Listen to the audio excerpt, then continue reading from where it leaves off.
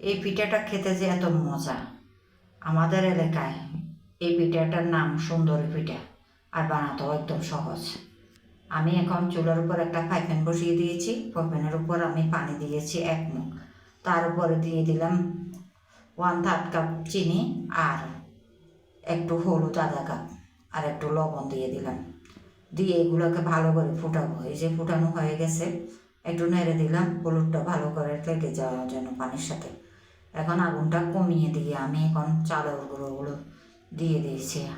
আমার এই যে চাউলের গুঁড়োগুলো ডিবের মধ্যে ছিল, আমি আগে থেকে নামিয়ে ঠান্ডা করে নিয়েছি। ফ্রিজ থেকে সাথে সাথে যদি দেন তাহলে এই পিঠা সিদ্ধ হতে চায় না।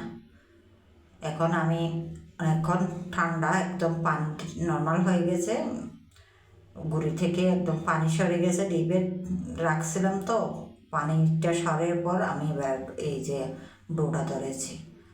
এভাবে ডোটা ধরা একদম সহজ। আর এই পিঠা এবার একটু হাত দিয়ে মথে নেবেন, ভালো করে গরম গরম অবস্থায়, হালকা গরম থাকা অবস্থায় মথে নিতে হবে। এভাবে আমি মথে নিব। ডোটাকে ভালো করে মথতে হয় এই পিঠাটা বানানোর সময়, নাহলে রুটি বানানোর সময় ফেটে যায়। আপনার আটাটাকে যতই মথবেন ততই রুটিটা সুন্দর হবে।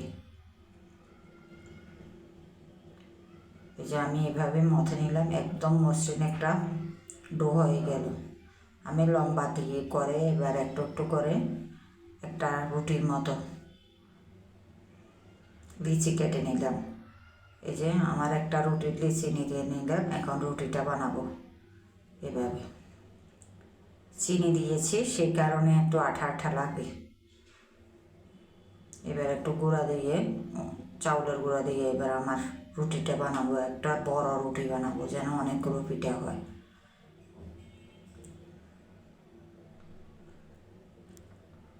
আপনাদের সুবিধার্থে আমি একদম ভিডিওটা একটু কাটিনে রুটি বেলার সময়। এই যে আমার রুটিটা একদম বড় করে বানাচ্ছি এভাবে।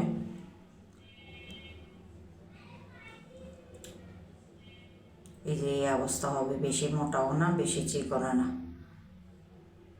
এবার আমার একটা কাটার দিয়ে কেটে নিব, এই শেপে এইভাবে কেটে নিব, একদম সহজ। আপনাদের কার অঞ্চলে কী নামে ডাকে আর এই পিঠা খেয়েছেন কিনা জানাবেন। আমাদের ফেনী অঞ্চলে এই পিঠাকে সুন্দরী পিঠা বলে। আমরা যখন নারকেলের পুলি পিঠাটা বানাই তখন যে ডোটা থেকে যায়, তখন এই সুন্দরী পিঠাটা বানিয়ে ফেলে।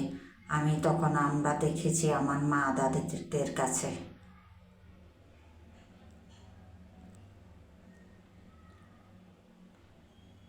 তাদের তো এরকম আবার কাটার ছিল না তখন। একটা বাঁশের চিকন করে একটা বাঁশের চার থেকে নিত ধার একটা, ওটা দিয়ে কেটে ফেলতো তারা।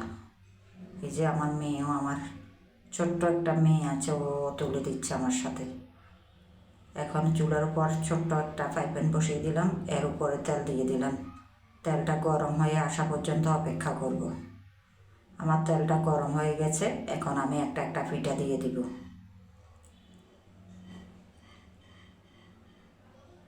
পিঠাটা দেওয়ার সাথে সাথে একদম ফুলে তুলতুলে হয়ে যায়। যে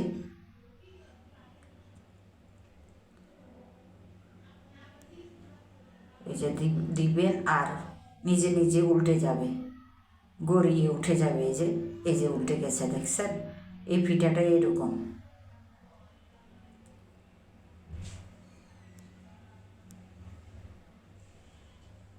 এভাবে সবগুলো পিঠা আমি ভেজে নিচ্ছি।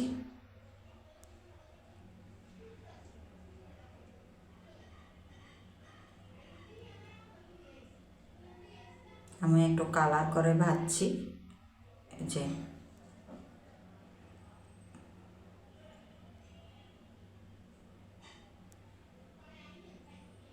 এভাবে আমার ভাজাটা হয়ে গেছে পিঠার।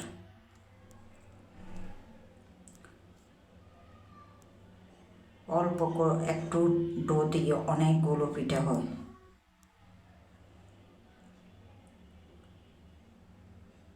এই যে আমার সব পিঠাগুলো উঠিয়ে নিলাম। এই যে অনেকগুলো পিঠা, এবার সুন্দর করে একটা প্লেটে সাজিয়ে আপনাদের কাছে পরিবেশন করলাম।